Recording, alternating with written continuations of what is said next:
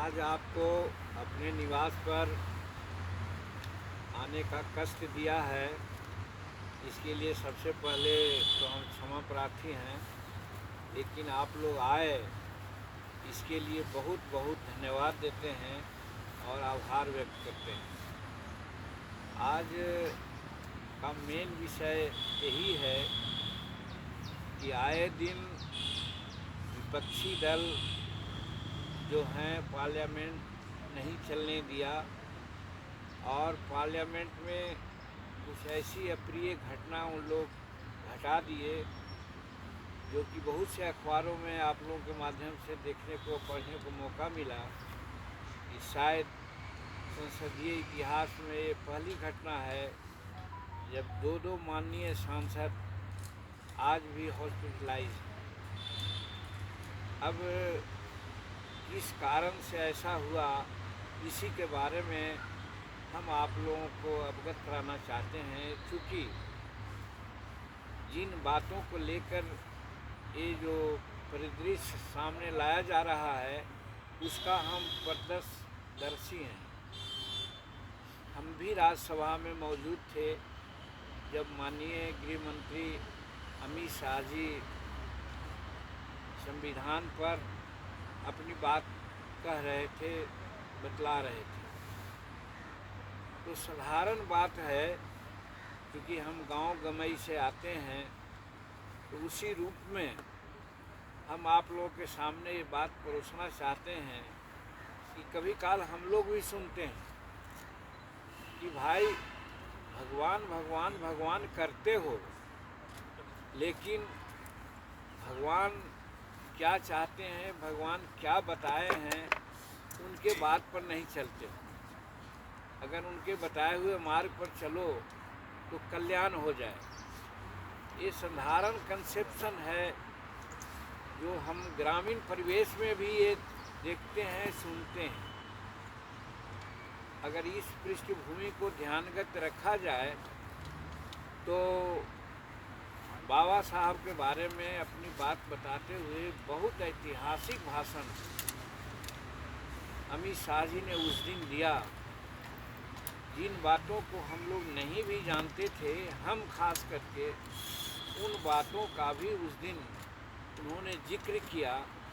इसलिए हम तो उनके भाषण को ऐतिहासिक तो मानते ही हैं, साथ साथ हम बहुत आभार व्यक्त करते हैं कि उन्होंने एक शोध करके, मेहनत करके सारे तथ्यों को बाबा साहब के बारे में प्रस्तुत किया था, संविधान के बारे में प्रस्तुत किया था। बातें वहाँ से चली कि उन्होंने कहा कि आप लोग अंबेडकर अंबेडकर अंबेडकर बोलते हैं, लेकिन अगर उनके बताए हुए बातों पर अगर चलते तो कल्याण हो जाता। यही उनका वर्ड था। अब इसको पब्लिक डोमेन में इस प्रकार से प्रचारित लोग कर रहे हैं कि बाबा का अपमान किया गया। क्या भाई, अंबेडकर अंबेडकर अंबेडकर बात बोलने से अगर कल्याण होने की बात है तो ये कौन गलत बात की बात उन्होंने कही, हमको समझ में नहीं आता है। आप लोगों के माध्यम से हम एक जो उदाहरण दिया, उस उदाहरण के साथ ही स्पष्ट करना चाहते हैं। उन्होंने बाबा के कार्यों की महत्ता को देखते हुए कहने का काम किया, एक पक्ष। और दूसरी पक्ष जो उनका था ये था कि बाबा साहब के लिए आप लोग क्या किए। बाबा साहब के लिए यदि कुछ करना था, उनको इतिहास के लिए, आगे के लिए अविस्मरणीय काम किया, तो वो नरेंद्र भाई मोदी जी की सरकार ने किया। ये वो बताना चाहते थे। उस चीज़ को मैं भी कहना चाहता हूँ। हम भी जानते हैं, शुरू से लीजिए, हम गरीब घर से आए हैं। अंबेडकर साहब के प्रति हम लोग ऋणी हैं कि उन्होंने ड्राफ्टिंग कॉन्स्टिट्यूशन का ड्राफ्टिंग कमेटी का अध्यक्ष के रूप में इतना अच्छा से ड्राफ्टिंग किया और अपने विचारों को उसमें समाहित किया कि आज हम एक मजदूर का लड़का जिसके माँ और पिता भी 7 बजे सुबह से लेकर के 6 बजे शाम तक मजदूरी करते थे और मजदूरी करने के बाद हमको पढ़ने लिखने का उन्होंने एक अवसर प्रदान किया। तब कि जब लोग कहते थे कि बेटा के पढ़ा करके क्या कलेक्टर बनाओगे, कहने का मतलब इस तरह से लोग पैर खींचते थे। लेकिन जब हम पढ़ने का प्रयास किया तो ये बाबा साहब का ही देन था कि हम आगे पढ़े, हम लोगों को सुविधा मिली, छात्रवृत्ति मिली, आगे पढ़े और एमए तक के पढ़ाई कंप्लीट तो नहीं किया, लेकिन बाबा के द्वारा दिया हुआ आरक्षण के चलते हमें एक नौकरी में भी समावेश मिला। नौकरी कुछ दिन किया और राजनीति में भी हम आए हैं। तो आज 8 बार विधानसभा का सदस्य होने के बाद पहली बार संसद में हम पहुँचे हैं। तो हम समझते हैं ये बाबा भीमराव साहब का ही देन था, जो उन्होंने अनुसूचित जाति, जनजाति और अन्य के लिए जो प्रोविज़न बनाया, उसके चलते हम यहाँ पाए। अब कहना चाहते हैं कि बाबा साहब संविधान सभा में जब कुछ अपनी बातें कही थी आरक्षण के संबंध में, शेड्यूल कास्ट के संबंध में, तो कई एक उदाहरण है जिसकी चर्चा हमारे अमित शाह जी ने किया, जिसमें ये बातें कही गई थी कि अम्बेडकर ने डॉक्टर हमारे जो जवाहरलाल नेहरू थे वो आरक्षण के पक्ष में नहीं थे। उन्होंने 2 बार संविधान सभा में भी उन्होंने कही और 1964 में भी उन्होंने कही कि आरक्षण देने से समाज में भेदभाव की बात हो जाएगी और उससे कोई फ़ायदा लोगों को नहीं होगा। इस बात को अगर मान ली गई होती तो आज जीतन मांझी ऐसे लाखों लोग, चाहे राजनीति में हो चाहे सेवा में हो, आज नहीं आ पाता। तो कहने का मतलब कांग्रेस का मूर्धन्य नेता जवाहरलाल नेहरू, जो देश के प्रथम प्रधानमंत्री रहे, उनकी नज़रिया शेड्यूल कास्ट के खिलाफ रही। जो 2 उदाहरणों से आपको हम बताया कि संविधान सभा में भी और 1964 में भी उन्होंने आरक्षण के विरोध में बात की थी। अब आगे आइए, जब चुनाव की बात आई तो बाबा भीमराव अम्बेडकर साहब 2 बार चुनाव लड़े महाराष्ट्र से, और 2 बार चुनाव उनको हराया गया। जिस व्यक्ति को उन्होंने खड़ा किया था बाबा साहब के विरुद्ध में और वो आदमी हराया, उस आदमी को जवाहरलाल नेहरू जी ने महिमा मंडित किया। तो उसको बहुत बड़ा पद दिया, ओहदा दिया। डिटेल में हम नहीं जाना चाहते हैं, लेकिन सारांश में यही जानिए कि जो अम्बेडकर साहब को हराने वाला आदमी था, उसको हमारे जवाहरलाल नेहरू जी ने एक पुरस्कार दिया, पुरस्कृत किया, एक अच्छा ओहदा दे करके, और अंत तक उसके बारे में सारी बातें कह करके। तो कहने का मतलब कि बाबा साहब को पार्लियामेंट में न आना हो, इसके लिए जवाहरलाल नेहरू जी ने बड़ा पक्का और पुख्ता इंतज़ाम कर रखा था। लेकिन धन्यवाद देना चाहते हैं कि कुछ लोगों ने उनको पार्लियामेंट में आने का रास्ता खुलासा किया और पार्लियामेंट में आए।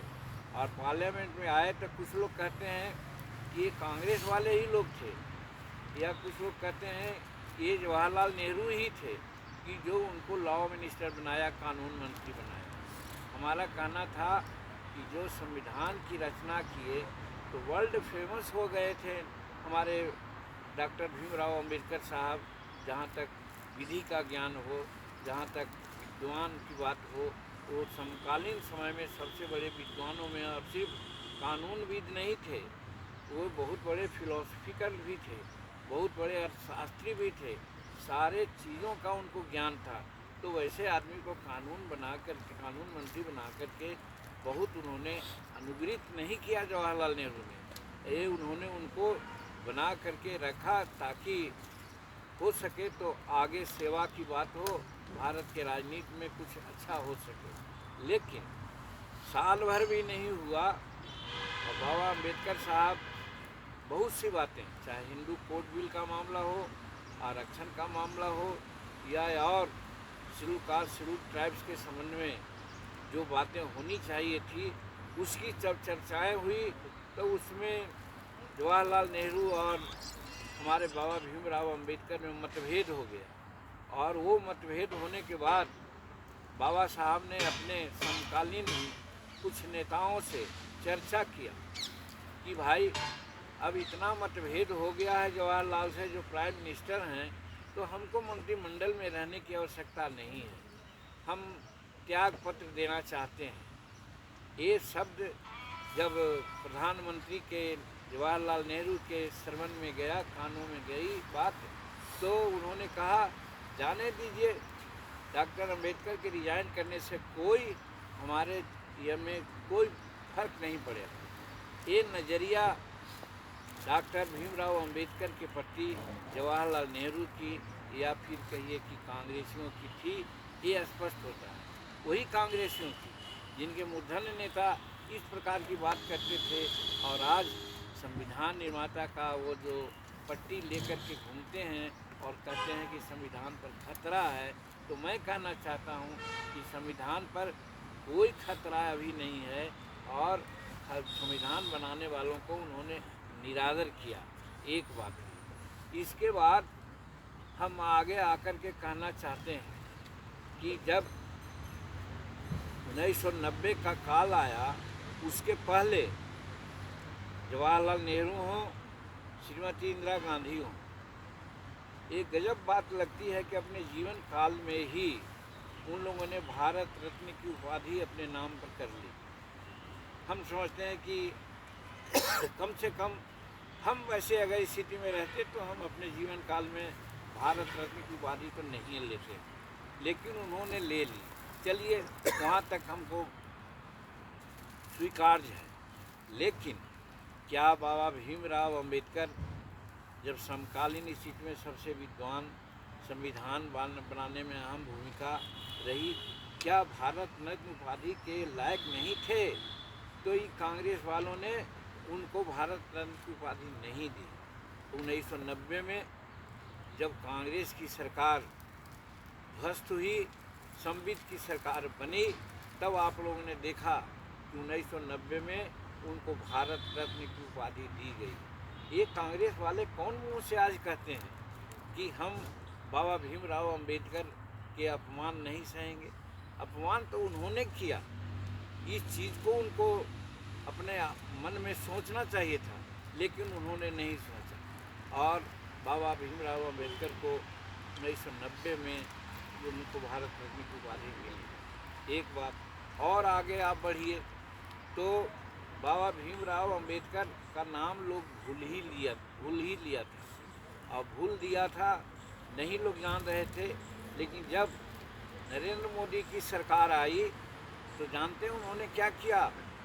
जहाँ जहाँ उनकी कर्मभूमि रही है, जहाँ जहाँ से बाबा भीमराव अम्बेडकर संबंधित रहे हैं, चाहे उनका जन्म स्थान हो, जहाँ उनका निर्वाण स्थान हो, जहाँ उन्होंने काम किया, जहाँ उन्होंने विद्या अध्ययन किया, ये 5 ऐसी जगह है जिसका नाम कोई नहीं जानता था।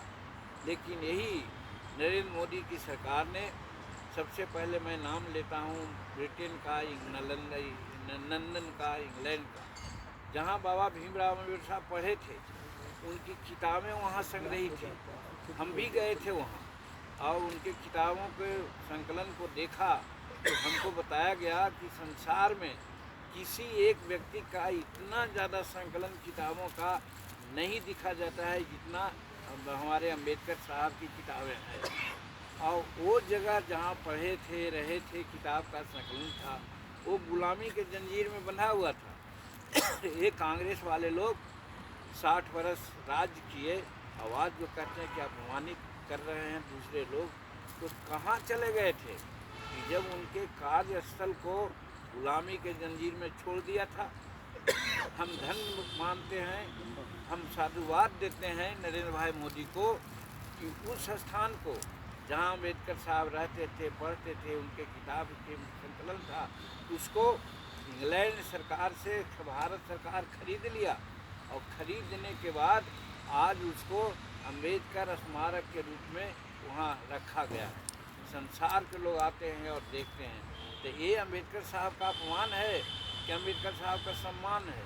यदि आपने नहीं किया तो आपने अपमानित किया, और जब नरेंद्र मोदी जी ने ऐसा काम किया तो सम्मान तो उन्होंने दिया। ये हुआ।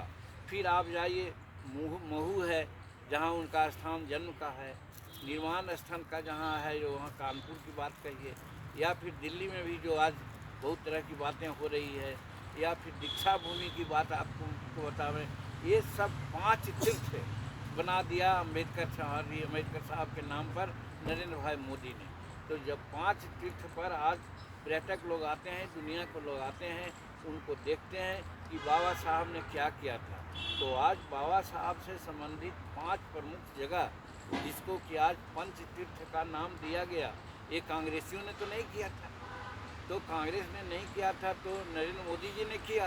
तो नरेंद्र मोदी जी ने या एनडीए के लोग ने उनको अपमानित किया कि उनको सम्मानित किया।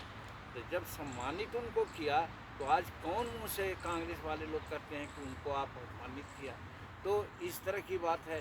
फिर आगे चले आइए, और आगे आ जाने के बाद ये संविधान जब बनाया, संविधान के अंतर्गत काम कर रहे थे लोग, लेकिन जब नरेंद्र मोदी जी आए तो संविधान दिवस की घोषणा उन्होंने की। आज भी अभी हाल में हम लोग संविधान दिवस के रूप में बहुत लंबी चर्चा पार्लियामेंट में किया। ये काम नरेंद्र मोदी जी की सरकार ने की।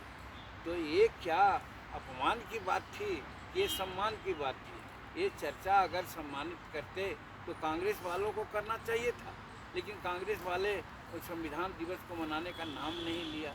और आज जब नरेंद्र मोदी जी की सरकार ने जब संविधान दिवस मनाने का काम किया और संविधान में लंबी चर्चा पार्लियामेंट में करवाया, तो कहने का मतलब है उनके लिए एक सम्मानजनक स्थिति पैदा करने के लिए नरेंद्र मोदी जी ने ऐसा काम किया। ये सब काम से परिलक्षित यही होता है कि नरेंद्र मोदी जी की सरकार और उनके लोग हमारे बाबा भीमराव अम्बेडकर को हर तरह से सम्मानित करने का काम किया, जिससे देश को फायदा होगा ही। आम जन को, गरीब लोग जो दलित है, जो पिछड़े हैं, उन लोगों को आज मदद मिल रही है उनके कारनामों से। तो दलित, पिछड़ा, आदिवासी, वंचित लोगों को लाभ देने के लिए बाबा भीमराव अम्बेडकर के कारनामों को सामने लाने का काम नरेंद्र भाई मोदी जी ने किया और इस रूप में उनको सम्मानित किया। ये साबित करता है कि नरेंद्र मोदी जी की सरकार और नरेंद्र मोदी जी ने वो बाबा भीमराव अम्बेडकर को सम्मानित किया है, न कि अपमान की बात है। और फिर मैं आता हूँ कि ये जो नाम ले करके जो राज्यसभा में बातें हुई हमारे अमित शाह जी के द्वारा, तो वो तो एक स्पष्ट है। उन्होंने यही कहा कि सिर्फ आप लोग नाम लेते हैं अम्बेडकर अम्बेडकर और अम्बेडकर, लेकिन उनके किए हुए कामों को आप लोग नहीं मानते और उनको आप सम्मान नहीं देते, ये कहना चाहते थे। और अगर यदि ऐसा आप करते तो आपका कल्याण का मतलब देश का कल्याण होता, समाज का कल्याण होता। ये बात कह कर के उन लोगों ने लोगों को चेताया है, समझाया है, न कि कोई अपमानजनक बात हुई है। तो आज जिसकी चर्चा हो रही है, आज जो पार्लियामेंट में देखा गया, पार्लियामेंट में इतिहास में इतना खराब परिदृश्य कभी नहीं आया जो विरोधी दल के लोगों ने किया। आज हमारे 2 माननीय सांसद हॉस्पिटल में चिकित्सा करवा रहे हैं, तो ये दुर्घटनाएं हुई। इस चीज़ का पूरा जवाबदेही विपक्षी लोग पर है। विपक्षी लोग नहीं चाहते कि अम्बेडकर साहब का सम्मान बढ़े, अम्बेडकर साहब की कृतियों को समाज में फैलाया जाए, ताकि समाज के गरीब तबके के लोग आगे बढ़े और अपना कल्याण करे, संविधान सम्मत बातें हो। ये विरोधी दल के लोग नहीं चाहते हैं, इसके लिए उन लोगों ने ये नाटक किया है। इसलिए हम खारिज करते हैं उनके इन सब बातों को। फ़ोटो बाहर दिखलाते हैं, संविधान बाहर दिखलाते हैं, फ़ोटो दिल में रखिए, संविधान दिल में रखिए। हम लोग यही चाहते हैं। ये ऐसा न करके दुनिया को भ्रम में डालने के लिए इस तरह की बात को कर रहे हैं। जिसकी हम भर्त्सना करते हैं। तो इस संबंध में मुझे यही कहना है। ऐसे आप लोगों को और अगर कुछ पूछना इसमें है तो आप अपनी बातें पूछ सकते हैं। सर, तेजस्वी यादव और आरजेडी के लोग कह रहे हैं कि बिहार के 2 बड़े दलित समाज के नेता हैं जो आरक्षण विरोधी हैं, संविधान विरोधी हैं, जीतन राम मांझी और चिराग पासवान। अगर वो कहते हैं तो वो कोई पंडित नहीं है। अब उनके मुंह से बात हो गई तो समूचा समाज समझ गया कि बात है। वो तो खुद आरक्षण विरोधी हैं। वो तो कास्ट लाइन पर राजनीति करते हैं। वो तो झूठी बात बोलते हैं। डिप्टी चीफ मिनिस्टर हो गए तो कहते हैं कि चीफ मिनिस्टर के हम आगे बढ़ कर के ये विकास किया, ये नौकरी दिया, ये काम किया। तो ये तो झूठी बात बोलते हैं। वही बात इस संबंध में है। आरक्षण का अर्थ ही नहीं वो समझते हैं कि आरक्षण का अर्थ क्या होता है और किनको आरक्षण मिलना चाहिए। अब पिताजी थे मुख्यमंत्री, माताजी मुख्यमंत्री थे, इसके चलते आज वो राजनीति में है। नहीं तो कौन आंदोलनकारी उनका रहा है पृष्ठभूमि, कौन लोगों से संपर्क उनका रहा है कि जो आरक्षण के बारे में जाने और बोले। उनको आरक्षण के बोलने में कह दिए कोई हक नहीं है, कोई वास्तविकता नहीं है। आरक्षण के संबंध में वो कुछ नहीं जानते हैं। रही बात चिराग पासवान का, जीतन मांझी का, तो चिराग पासवान और जीतन मांझी उसी वर्ग से पैदा हुआ है जहां आरक्षण का लाभ लेकर के हम लोग काम कर रहे हैं और करोड़ों लोग भारत में अभी उसका लाभ लिए हैं, चाहे राजनीति में हो, चाहे सर्विस में हो, चाहे लाभ का बात हो। तो आरक्षण दिया जा रहा है। हाँ, कहीं कहीं कुछ कमियां हैं, उसको भी सुधारने के लिए हम लोग प्रयास कर रहे हैं और हमको पूरा विश्वास है कि नरेंद्र भाई मोदी जी की सरकार है, इनके नेतृत्व में हम लोग आगे बढ़ रहे हैं। आरक्षण में अगर कहीं कहीं कोई कमी है, बैकलॉग है, सब पूरा हम लोग करेंगे। तेजस्वी जी के कहने से कोई फर्क नहीं पड़ता। दद्दा, इस मामले में कितना डेंट होगा ये तो विधानसभा चुनाव दिल्ली का आएंगे वो कंफर्म हो जाएगा, लेकिन एक चीज़ स्पष्ट तौर पर सामने आ रही है कि इंडिया ब्लॉक जो तमाम पार्टी पहले नेतृत्व के लिए लड़ रही थी वो अब एक साथ आके खड़ी हो गई हैं। चाहे आप सपा की बात की जाए, चाहे कांग्रेस की बात की, तो नेतृत्व वाला जो विवाद था वो खत्म हो गया इस विवाद के बाद। देखिए, जमीन पर खड़ा होना एक उचित बात है, लेकिन बालू के ढेर पर अगर कोई खड़ा हुआ तो कितना दिन टिक पाएगा। तो आज इंडिया के लोग बालू के भीत पर खड़ा हो गए हैं, तुरंत ढह जाएगा, उसका कोई नहीं, चूँकि उसका कोई आधार नहीं है। कितना झूठी बात को लेकर के वो आगे काम करेंगे। इसीलिए हम कहते हैं कि वो बालू के भीत पर खड़ा हुए हैं एक जगह। एक बात। दूसरी बात, मैं कहना चाहता हूँ आप लोग उसको दूसरे रूप में लीजिएगा कि एक जगह कहीं कोई चीज़ रखी हुई है और उसको प्राप्त करने के लिए बहुत से लोग आते हैं, तो ले लेकर के सब लोग भागते हैं, एक जगह नहीं रह सकते हैं। वैसे ही लोग हैं, तो वो लोग एक जगह टिकने वाले नहीं हैं। उनको राष्ट्रीयता से कोई मतलब नहीं है और देशभक्ति से कोई मतलब नहीं। वो लोग सिर्फ और सिर्फ प्रधानमंत्री कौन हो इसके लिए लड़ रहे हैं। और नरेंद्र मोदी जी देश को 2047 में कैसे हम संसार का अगुवा बनावें, 2030 के आसपास में संसार का तीसरा अर्थव्यवस्था कैसे बनावें, और साबित कर दिया है कि 12वां 13वां स्थान पर हिंदुस्तान की अर्थव्यवस्था थी, उसको ये 5वां में ले आए हैं। तो नरेंद्र मोदी जी और एनडीए की सरकार इसके लिए लगी हुई है, लेकिन वो लोग लगे हुए हैं कौन प्रधानमंत्री होगा, तो वही है बालू के भीत पर वो लोग हैं और वेस्टेड इंटरेस्ट से हैं, वो कभी नहीं टिक सकते।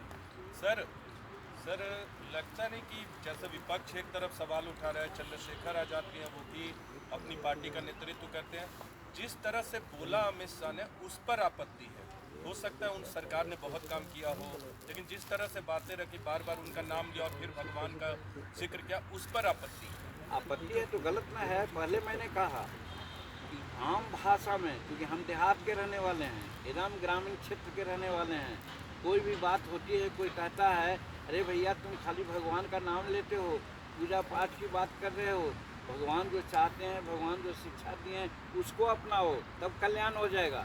उसी तर्ज में उन्होंने कहा कि तुम सिर्फ अम्बेडकर की बात बोलते हो, उनके क्रियाकलापों को समझो, संविधान को समझो, तब तुम्हारा कल्याण हो जाएगा। ये कोई गलत रीति से नहीं कहे, इसको वो समाज में परोसना चाहते हैं, लेकिन भारत की जनता, भारत का मतदाता इतना समझदार कम नहीं है कि उनके इस बात को न समझ रही है। सब समझ रही है, यहाँ का जनता प्रौढ़ हो गई है, यहाँ का मतदाता प्रौढ़ हो गई है, उनके इस चक्र में नहीं पड़ने वाली है। मैं ये कहना चाहता हूँ। सर, मैं राजीव हूँ दैनिक जागरण से।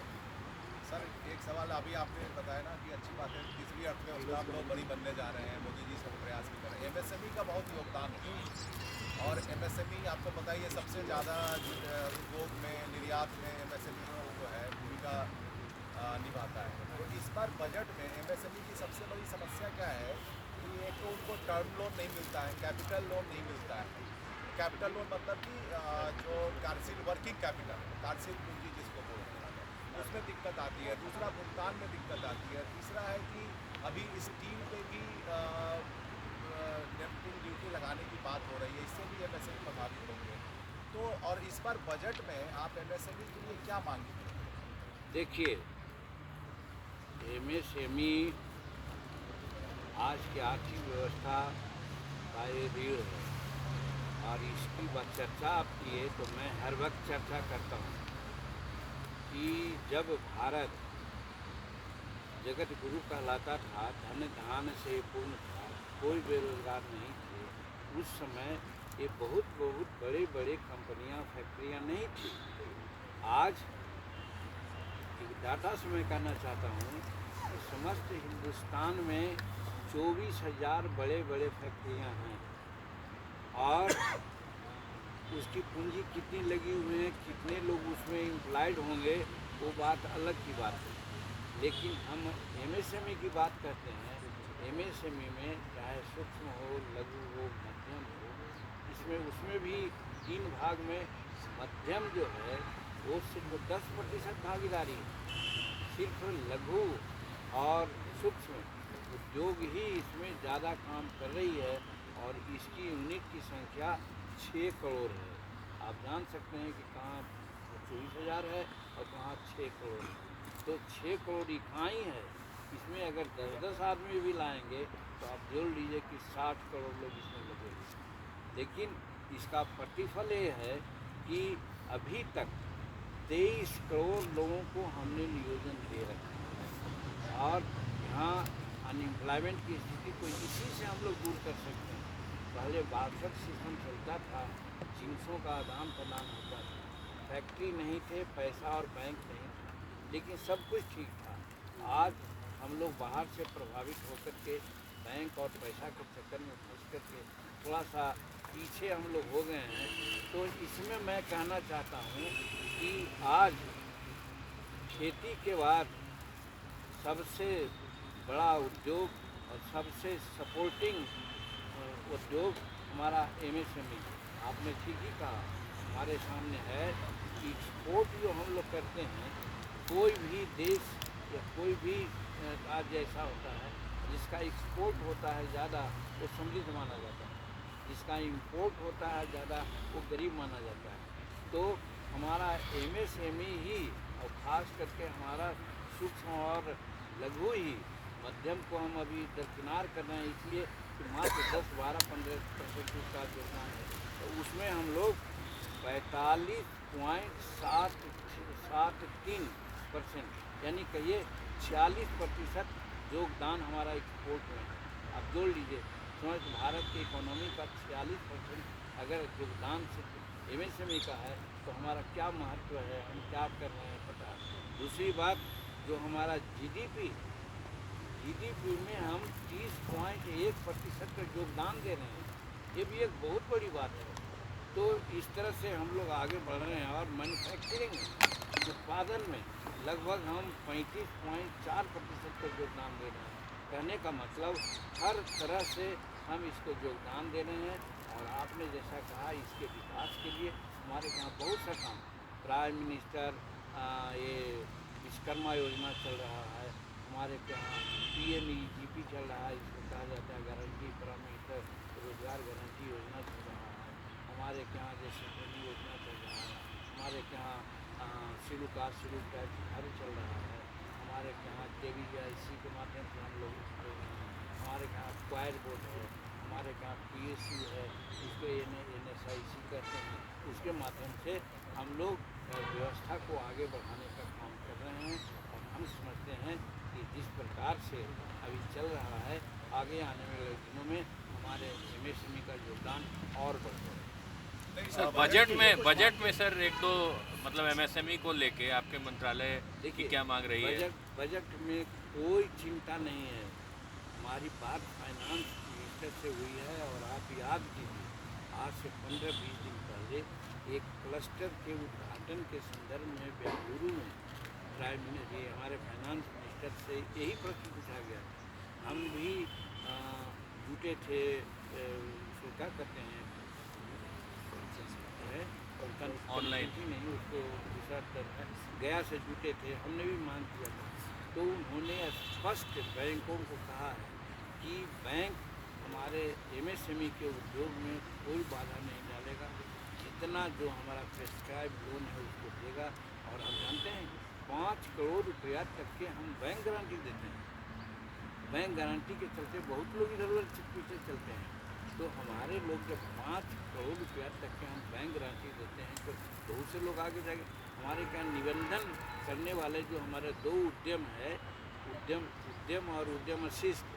उद्यम में थोड़ा सा बड़ा लोग करते हैं, जिसमें हमारा मध्यम उद्योग आता है और लघु उद्योग और ये क्या कहते हैं छोटा माइक्रो उद्योग में हमारे यहाँ अगर जोड़ा जाएगा तो 5 करोड़ समथिंग लोग इसमें इनरोल्ड हैं। उनको हम उनके एप्टीट्यूड के अनुसार में ट्रेनिंग देते हैं। ट्रेनिंग दे करके उनको बैंक समर्थन देते हैं। बैंक और पैसा हमारे सामने कोई बाधा नहीं है। अभी आपको मैं बतला देता हूँ, जो आप कहते हैं हमारी भी चिंता रही।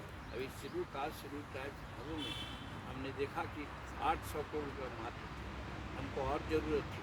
अभी हमने प्रस्ताव दिया और बात किया है 700 करोड़ रुपये और हमको मिलने वाला है। कहने का मतलब प्रधानमंत्री का इतना ज़्यादा इस पर ध्यान है कि हम मांगेंगे, हम अगर काम ही नहीं करेंगे, पैसे नहीं खर्च करेंगे तो फिर हमको क्या जरूरत है। तो वैसी परिस्थिति में जहाँ खर्च करते हैं वहाँ पैसा मांगते हैं, हमको मिल जाता है। बजट की प्रोविज़न में प्रधानमंत्री की कृपा से एमएसएमई में कोई दिक्कत नहीं। मानी जी, अब एक चीज़ आप से मैं जानना चाहूँगा, मैं फैज़ एसएमई स्ट्रीट से इस वक्त हम लोग जो देख रहे हैं, जो डिस्कशन हो रहे हैं राजस्थान में, जो इस वक्त जिसकी वजह से आपने भी शायद बुलाया, अम्बेडकर जी का नाम लिया जा रहा है हर तरह से। सर, अम्बेडकर जी का एक विज़न था एमएसएमई के लिए भी, लोगों को सशक्त करने में इकनॉमी का कितना योगदान हो सकता है, आप उसी डायरेक्शन में काम कर रहे हैं। तो क्या ऐसा नहीं होना चाहिए कि इस सरकार ने जितने काम जो आपने अभी बताए भी वो प्रायोरिटी में रख के वो बताएं कि हाँ ये अचीवमेंट हुआ है। ये अम्बेडकर जी और जो पिछले लीडर्स थे बड़े गुजरे हैं, जिन्होंने विकसित भारत का देखा था, विजुलाइज किया था, वो आज की डेट में इन स्कीमों के थ्रू जर्नी तय हो रही है हम लोग। तो इसमें आपके डिपार्टमेंट या आपकी तरफ से क्या वो मैसेजिंग हो सकती है? आप इसी से जान सकते हैं कि जो हमारा एमएसएमई विभाग है, पहले इंडिपेंडेंट विभाग नहीं थी जी, दूसरे विभाग से टैग था। तो दूसरे विभाग से टैग था तो सोच सकते हैं कि उसका क्या काम होता। आज नरेंद्र मोदी जी ने इसको सेपरेट विभाग रख दिया। और सेपरेट विभाग में एक चीज़ हमने आपको कहा कि उनका भी विज़न यही है कि वैसे लोगों के लिए हम काम करें जो काम से फ़ायदा से अभी कम से कम बचे। आज खास करके नॉर्थ ईस्ट के बारे में उनकी चिंता होती है। आप जानते हैं नॉर्थ ईस्ट में कौन आता है? बिहार से लेकर के समूचा नॉर्थ ईस्ट आता है। नॉर्थ ईस्ट में पहले रोड नहीं था, हवाई जहाज पट्टी नहीं थी, रेलवे नहीं था। आज देखिए जाल बिछ रहा है, इतना अमाउंट वहाँ चला जा रहा है, उसका कोई हिसाब नहीं है। उसी प्रकार से इसमें थोड़ी सी दिक्कत हुई कि कंसंट्रेशन जो होना चाहिए था उत्तरी भारत में, उसका उतना कंसंट्रेशन नहीं है। इसीलिए चाहे टेक्नोलॉजी सेंटर के माध्यम से हो या फिर स्टेशन सेंटर के माध्यम से हो या सिविल कास्ट सिविल टैक्स हब्स के माध्यम से हो या पीएम के माध्यम से, इन सब स्कीमों में हम लोग आगे बढ़ रहे हैं। क्योंकि इसकी संरचना ही 2016 के 15 के बाद, तो इसमें हम आगे बढ़ कर के आज आप जोड़िए। मैं तो कहना चाहता हूँ कि हमारा जो उद्यम है, उस उद्यम में अभी तक जो हमारा रजिस्ट्रेशन है वो हो गया है 5 करोड़ 60 लाख लोगों को रजिस्टर्ड कराया है उद्यम पोर्टल पे सर। हाँ, उद्यम और उद्यम अशिष्ट दोनों पर। उद्यम में अगर कहिएगा तो उद्यम में हम 3 करोड़ 16 लाख इकाई को हम लोग रजिस्टर्ड किया है। और उद्यम अशिष्ट में क्या है 2,43,000 करोड़ को दिया है। और सब मिलाकर के वही उनको होता है 5 करोड़ 60 लाख लोगों को हमने किया है। और उसमें प्रयास कर रहे हैं, जैसे इसी साल हम लोग प्राइम मिनिस्टर विश्वकर्मा योजना के तहत टारगेट दिया है कि 60 लाख लोगों को 30 लाख लोगों को हम हर तरह से शिक्षित करेंगे। ये 2 साल 3 साल का होगा, फिर इसी तरह से बढ़ाते बढ़ाते आगे जाएंगे। कहने का मतलब प्रधानमंत्री जी की ये इच्छा है कि हम 5 साल 7 साल के अंतर्गत यही MSME माध्यम से हम गरीब के घर तक चले जाएंगे। गरीब में कोई रोजगारी नहीं रहेगी। हम नौकरी की बात नहीं करेंगे, लेकिन ये जरूर हम कहेंगे कि उनको नियोजन देंगे। यहाँ पर जब पूछते हैं तो एक बात मैं आपसे कहना चाहता हूँ, क्या वृद्धि हमारी हो रही इसको कहना चाहूँगा। जब जून महीना में हम आए थे MSME में, तो टोटल MSME में नियोजन का जो ये था लगभग 20 करोड़ का था, 20 करोड़। और आज 3 महीना में 4 महीना में ही हम लगभग 23 करोड़ समथिंग यानी 24 करोड़ तक चले गए हैं। यानी कि 4 करोड़ 6 महीना में किया है। कहने का मतलब 80-90 लाख हर महीना हम लोगों को कर रहे हैं। तो जो प्रधानमंत्री कहते हैं कि साल में 2 करोड़ लोग हम लोग को नियोजन देंगे, तो साल में 2 करोड़ से ज़्यादा नियोजन तो हम देंगे, खाली MSME देंगे। इसलिए प्राइम मिनिस्टर कोई झूठा नहीं बोल रहे हैं, बहुत अच्छी बात बोल रहे हैं। लोग को समझने की ज़रूरत है। तो इस तरह से आगे बढ़ रहे हैं। और जो आप फंड की बात कहें, प्राइम मिनिस्टर का स्पेशल फोकस है कि MSME विभाग को करने में कोई फंड का दर्द नहीं होगा। हम उनको जो करेंगे हम सब देंगे। सर, मंत्री जी विपक्ष का आरोप है कि सर ये जितने सारे आपने बताया ये सब आंकड़े सिर्फ कागज़ पे ज़मीन पे नहीं उतरे हैं। कितनी सच्चाई है इसमें? अब वो बोल दें तो एक अलग बात है। इसका हम लोग मॉनिटरिंग करते हैं। कल ही हम गए थे झारखंड में, हम शेड्यूल कास्ट टाइप हाथ का मामला जा कर के देखा। हम वहाँ पर जो हमारा MSME का दफ्तर है उनको हमने देखा वहाँ, और जो प्लास के फूल वगैरह से जो काम हो रहा है वो सब देखा। तो वो लोग देखते नहीं हैं, सिर्फ बोल रहे हैं। हम लोग तो ठीक है, आगे वाले मंत्री क्या किए हैं नहीं करते हैं। जीतन मांझी क्योंकि घर से गांव से आया है, हम तो सबको दिखा दिया, बात कर दिया है कि भाई हम जो भी आप बता रहे हैं हम गांव में जाएंगे, देखेंगे। बेशक सब चीज़ नहीं देखेंगे। चावल बनता है हड़िया में, तो एक चावल को लोग देखता है तब समझता है क्या हालत है। उसी प्रकार से हम हर राज्य में जाएंगे तो 2% 5% खुद जाकर देखेंगे। तो कहने का मतलब वो लोग खाली बात बोलते हैं, उदाहरण बतलावें कहाँ नहीं हुआ है हम उसको रेक्टिफाई करेंगे। लेकिन कहने को जैसे कह रहे कि दुनिया झूठा है, तो झूठा कहने से समझते दुनिया झूठा हो जाएगा। आप बताइएगा कि आप झूठ बोल रहे हैं, ये गवाह देंगे कि हाँ वो झूठ बोल रहे हैं। तो इसी तरह से उन लोग का एक कहना गलत है, उसको हम लोग अपने सचेत हैं और देख रहे हैं। नंदा ये बताएं कि विधानसभा चुनाव में नीतीश कुमार ही चेहरा होंगे या महाराष्ट्र की तर्ज पर बीजेपी या जो भी बड़ी पार्टी होगी वो सीएम होगा, सीएम का चेहरा होगा? देखिए, राजनीतिक बातों के लिए तो यहाँ पर हम आए नहीं थे, लेकिन जब बिहार में हमारे भाजपा का अध्यक्ष जो हैं वो बोल रहे हैं कि नीतीश कुमार ही चेहरा होंगे, तो हम लोग एनडीए के पार्टनर हैं और एनडीए में भाजपा प्रमुख है और भाजपा के हमारा अध्यक्ष राज्य का बोल रहा है, तो मैं भी मानता हूँ कि वो होंगे चेहरा आगे चुनाव। मंत्री जी मेरा सवाल है, जो वन डिस्ट्रिक्ट वन प्रोडक्ट है, जेम पोर्टल है और आपका डिक्की चैम्बर ऑफ कॉमर्स जो है, उसके अंदर सवाल उठ रहे हैं कि जो आपने प्लान बनाया जब से आप आए हैं काफ़ी कुछ हो रहा है, नारायण राणे जी के सामने भी कुछ हुआ, लेकिन जीएसटी को लेके एक बड़ा मुद्दा है। तो आप जैसे अभी शुरू में आपने बोला कि वित्त मंत्री से आप मिले हैं, तो जीएसटी अगर सॉल्व नहीं होगा तो एमएसएमई तो वो कर्ज में ही डूब जा रहा है। देखिए, हमारे एमएसएमई में जो कहा कि सूक्ष्म और लघु ये उद्योग को हम लोग किसी भी रूप में, चाहे जीएसटी का मामला हो, चाहे इंटरेस्ट का मामला हो, बैंक गारंटी देते हुए हम सब्सिडी भी उनको दे रहे हैं। हम उनको किसी प्रकार से दिक्कत नहीं होने देंगे और उसको हम आगे बढ़ावेंगे। जीएसटी भी आएगा तो जीएसटी के बारे में हम लोग विचार करेंगे। सर, वित्त मंत्री से जब मुलाकात किए थे तो कुछ डिमांड रखे थे आपने मंत्रालय की तरफ से? अभी हाल में कहा ना कि शेड्यूल कास्ट शेड्यूल ट्राइब हफ्ते में मात्र 800 करोड़ रुपया मिला था, हम लगभग खर्च कर दिया था और उसके चलते काम अंतर किया हुआ था। हम पूछा इन लोगों से कितना ज़रूरत है, तो लोग कहा कि 800 करोड़ रुपया मिल जाएगा तो काम होगा। हमने प्रस्ताव, उन्होंने कहा प्रस्ताव, तो 700 करोड़ का प्रस्ताव उन्होंने दिया है। व्यक्तिगत बात कहीं कि हम पैसा देंगे। कहने का मतलब है प्रधानमंत्री जी का इंश्योरेंस है, उनका विजन का विभाग है, कोई भी मंत्री हो तो उसको पैसा की कोई दिक्कत नहीं पड़ेगी। सर ठीक है सर। सर एक सवाल